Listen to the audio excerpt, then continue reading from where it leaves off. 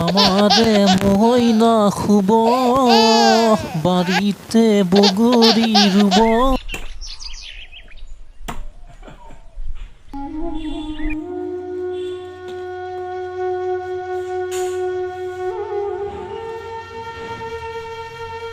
ঘৰত কোনোবা আছেনে? ঘৰত কোনোবা আছেনে?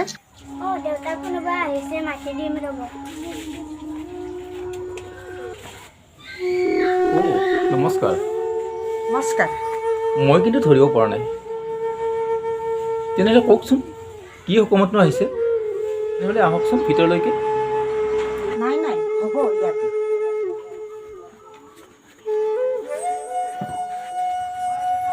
তেনেহ'লে কওকচোন ক'ৰ পৰানো আহিছে, কি হুকুমতনো আহিছে?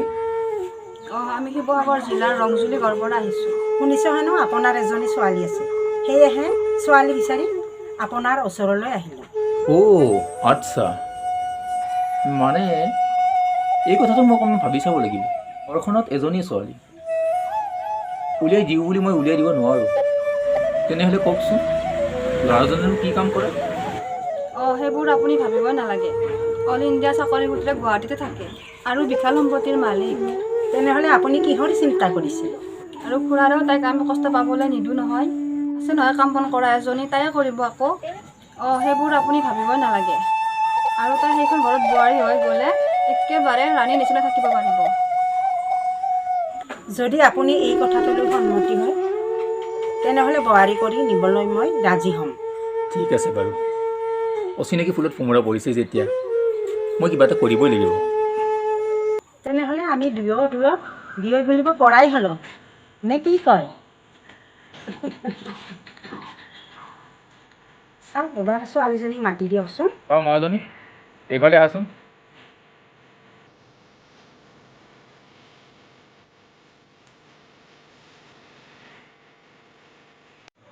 আইজনী, ইমান মৰম লগা ছোৱালীজনী, মোৰ হ'বলগীয়া বোৱাৰীজনী কেলেই ইমান লাজ কৰিছে? লাজ কৰিব নাপায় নহয়। বোৱাৰী, বোৱাৰী, চাহ এইফালে আহাচোন, চাহ একাপ লৈ আহাচোন।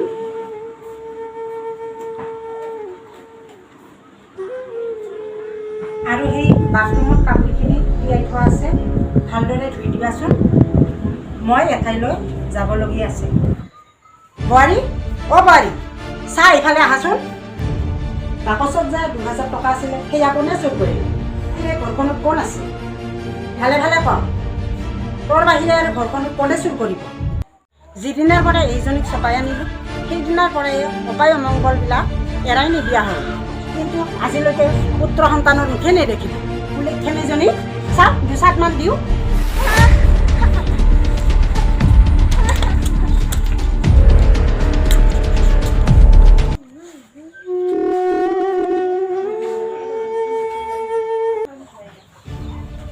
এজনী কি যে চপাই আনিলোঁ, গোটেই ৰাতিখন টোপনিয়ে নাই। কি কৰি থাকে জানো, মোবাইলটো পিটিকি সেয়া ভগৱানেহে জানিব।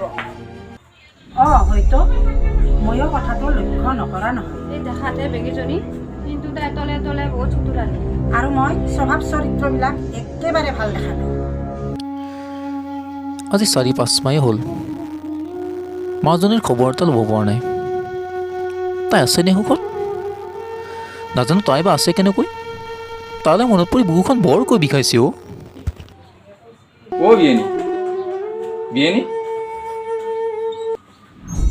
বিয়য়, হঠাৎ ওলালা যে, একো খবৰ খাতি নোহোৱাকৈ?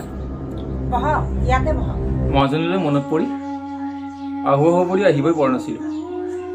সেয়ে তাইৰ খবৰ এটা ল'ব বুলি আহিলোঁ। এবাৰ তাইক মাতি দিবচোন। তাইৰ কিবা হৈছে জানো? নাই নাই, একো হোৱা নাই। তাইৰ ইমান গাটো ভাল নহয়, সেয়েহে তাই কোঠালিতে শুই আছে। চাহ মালতী, বোৱাৰীক মাতি দিয়াচোন। চাওঁ এজনী, এই মোনাখন লৈ যাচোন। তাইলৈ কিছুমান কাপোৰ লৈ আহিছোঁ। ইমান লেতেৰা মোনাখন কিবা আনিছে জানো? নহ'লে এইবোৰ লাৰিব নোৱাৰোঁ দে, এই কোঠাটোত থৈ দে। আছে নহয় সেইজনী।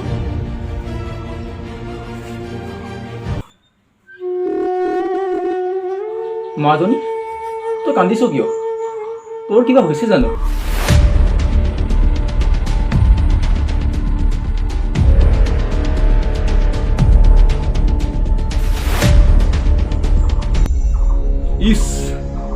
এইবোৰ কি শুনিছোঁ মই? মিছা অপবাদ প্ৰলোভন দি মোৰ ছোৱালীজনীক আপোনালোকে বৰ হিচাপে গ্ৰহণ কৰিছিলে। মই নজনা নুবুজাকে শাৰীৰিক লক্ষণ ছোৱালীজনীক আপোনালোকে শাৰীৰিক নিৰ্যাতন চলাই আহিছে। মই বহুত ভুল কাম কৰি পেলাইছিলোঁ মাজনী, মই বহুত ভুল কাম কৰি পেলাইছিলোঁ। তাই কি দুখ কৰিছিলে, পানী কেঁচুৱা হৈ থাকোঁতে তাইৰ মাক ঢুকাইছিল। তাৰপিছত মই তাইক যথেষ্ট কষ্ট কৰি ডাঙৰ দীঘল কৰিছিলোঁ। ভগৱানে মোক কেতিয়াও সুখত থকাটো নিবিচাৰে মাজনী। মোক মাফ কৰি দে মাজনী, তই মোক ক্ষমা কৰি দে মাজনী। তই বহুত কষ্ট পালি ন মাজনী। তই আৰু এই ঘৰখনত থাকিব নালাগে মাজনী। আছে নহয় নেদেখাজনীৰ ওপৰৰ পৰা চাই, এদিন বুজিবা কোন সঁচা। বোৱাৰী বোৱাৰী অ' বোৱাৰী শুনছোন।